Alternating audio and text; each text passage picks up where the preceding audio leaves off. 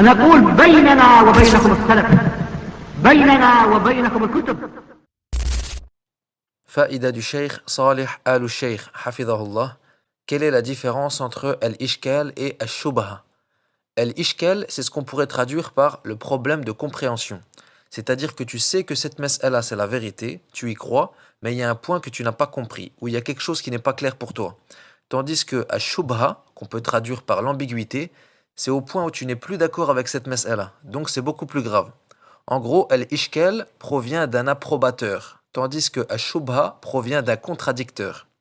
C'est pour ça qu'il faut faire attention aux termes que tu emploies quand tu poses une question à un cheikh, car si tu dis ya cheikh indi ishkal, c'est pas comme si tu dis indi shubha. Tamam? Donc par exemple, dans un dars de Cheikh Salih al-Usaymi, hafidhahullah, un questionneur lui écrit sur un bout de papier Ashkala alayya qawlukum anna al-Qur'ana unzila marratayn. Il dit votre parole disant que le Coran a été descendu 2 fois me pose problème. Yani, il n'a pas compris la mas'ala, mais sans remettre en cause la parole du cheikh. Il veut juste comprendre. Donc le cheikh lui explique que ceci est authentiquement rapporté d'Ibn Abbas, radiyallahu anhuma, et que le premier inzal est un inzal kitaba, c'est-à-dire qu'Allah Ta'ala a d'abord fait descendre le Coran écrit, de Al-Lawh al-Mahfouz jusqu'au ciel de ce bas monde. Puis le Coran a été descendu une 2e fois oralement au fur et à mesure des événements pendant la vie du prophète sallallahu alayhi wa sallam. Ce inzal là est donc un inzal takallum.